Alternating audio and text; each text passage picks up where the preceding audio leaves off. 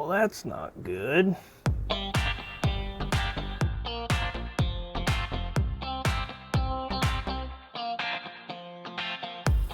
What's up, guys? Welcome back to TBN Off-Road. I'm Seth. I've got the tow pig behind me today, and we've got a leaky rear axle seal. So we're gonna rip the hub apart. I got a new seal sitting in the truck. Let's get after it. All right, brake caliper bolts are first, and they are 21 mil. See how tight these babies are. Pretty dang tight. Oh, wow. There's one. I will buzz those out and then hang up this caliper. Okay. Get the caliper up and out of here. That might take a dead blow. All this stuff is nice and heavy, guys, so I should probably have, you know, boots on. There we go. All right, we'll get this up out of the way. And I'll probably just hang this somewhere, honestly. All right, we'll just kind of let this guy hang on a dust shield for now. Now, the rotor is probably gonna need... Okay, I beat the crap out of it. And there she is. I just drove this, so she is nice and warm. Oh, yeah. That is not good. Look how much is in there. We'll have to clean that up. Okay.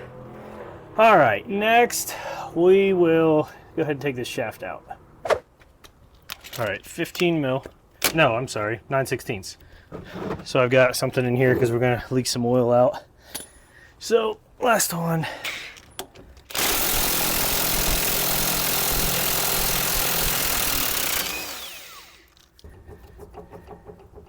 That might take a couple hits. There we go. All right, and there you can see the fluid looks okay though. Ooh, yeah. Help to clean that gasket off. All right, we'll set this aside. So I cleaned that up a little bit, but there is a little orange kind of snap ring right here that will pry out, and then there is a key right behind it we'll grab with needle nose and pull out. Hopefully I don't shoot this across the neighborhood just like that. Hey, I found it. Okay, so there's that little snap ring. And then, God, that is all gunked up in there. All right, there's the little key. Hopefully I can grab that. Oh, beautiful. Okay, there is the key. I've heard a lot of people say they got to count the number of times this comes out to set the preload on this. This has like no preload on it right now. Everybody else said when they installed it, they just ran it in pretty much till it got snug and then backed it off to where a key lined up. So I guess I'll just do both, but let's see, blue is the top.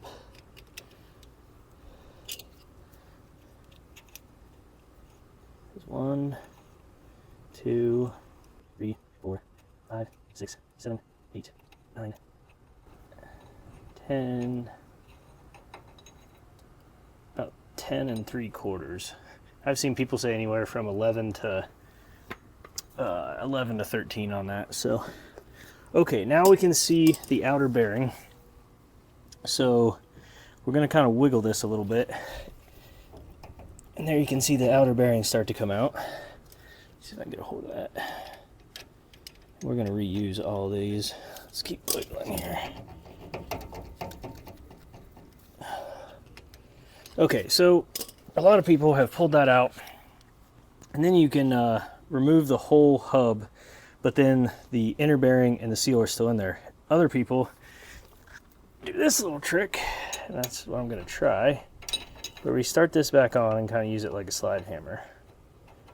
These are really fine teeth, so getting it started is okay. And the theory behind this is the seal on that rear bearing will just pop out.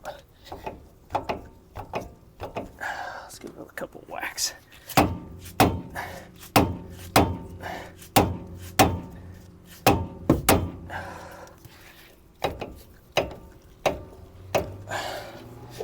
Might have to put the rotor on there. So you can just wiggle this baby. There we go. Okay, let's take this guy off now that we've moved it and see what happens. Okay, there's the outer. Okay, that's what they did. Because this guy will catch all that and pop it out. So let's try that little trick. Because it does seem kind of a pain in the butt to get the rest of that out if you remove everything like I just did. Okay. There goes the seal. Okay, get that guy out. Now we should be able to pull this out. And you can see the bearing is still in there. Now it looks like we got 2 seals. Oh, interesting. Okay, I think I figured out what it was. So I got the new seal from Napa. And you can see it's kind of got that black center ring. And if I look at the seal that came out of here, when we did that little slide hammer trick, it looks like it's just the center black part of this. If you look at the hub, you can still see the metal outer surface of the seal is still there. So I'm going to go put this on a bench and basically just shove a bunch of screwdrivers in here, collapse that seal, and then we should be able to pull it out. So I will be right back. All right, so all I'm really doing is taking a screwdriver and hitting this guy to try and collapse it off the walls. And then once you kind of get underneath it, you should be able to start, there we go, prying it up. Look at that. Nice and easy. So I just collapsed that one side and pried it up out of the way. Now, we'll take this bearing out. It looks nice and pretty, feels good. So don't need to replace that. Drop that baby back in there and we will reinstall the new seal.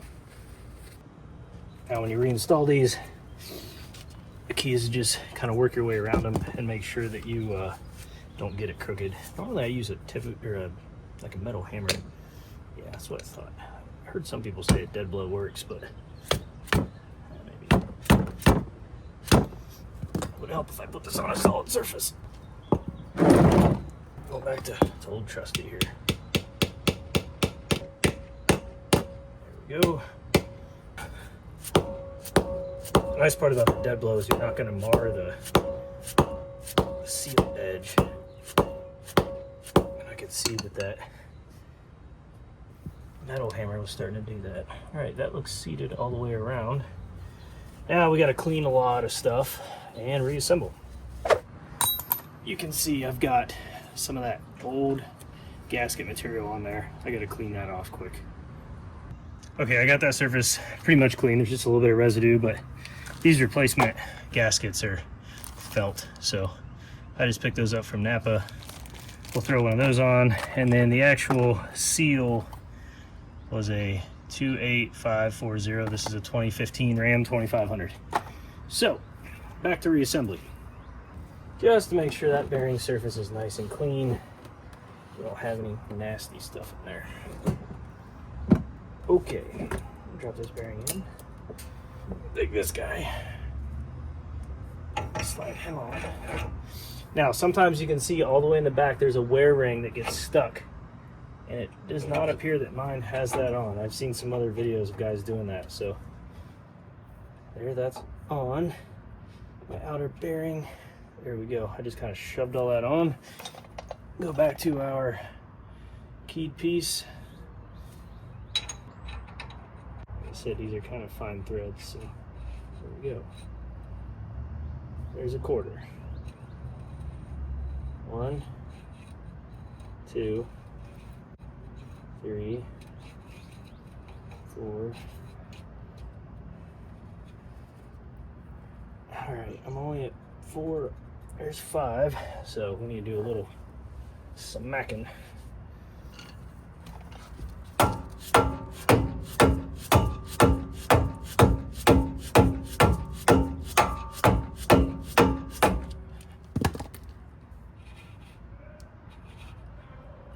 Six,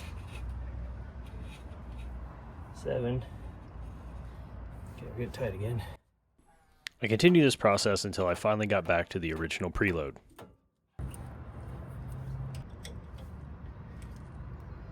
Yeah, okay.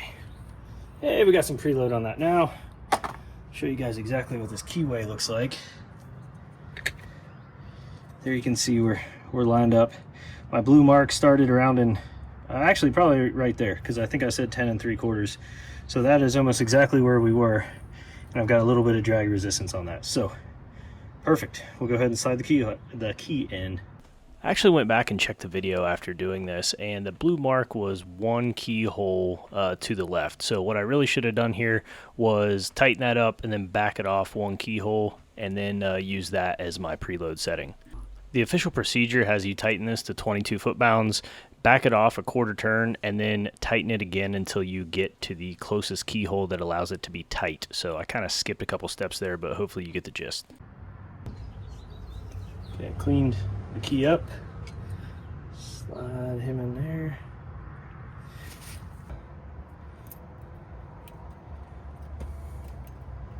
There we go. See how it sits down in there? Can you guys see that? There's a little hook on that sits down in that keyway, so that's how it's supposed to go. There we go. Cool. Okay, we will slide the shaft back in, put our felt on, and then put these bolts in. Alright, we will put the axle back in.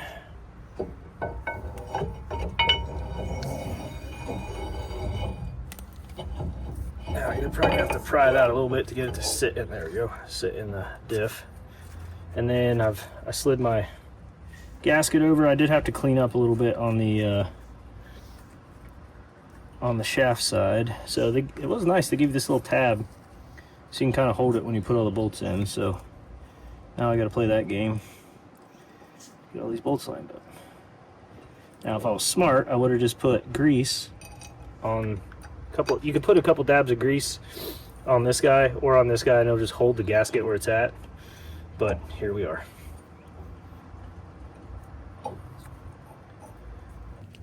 Alright, I cleaned these up the best I could. And I also remembered I'm going to put a little blue Loctite on these babies just to make sure. So we'll go for one down here. Nope. Cool. Really just need to get one more to line up. Oh, cool. Let's just kind of smear it all around. There we go. Well, I guess I get points for trying. Because these are gummed up a little bit, they feel like they're not starting. And I'm hoping that's just because the threads are all dirty. But we'll find out when we get a... Yeah, see, even if I start that backwards, it's tight. Alright, run all these in, and we'll torque them after.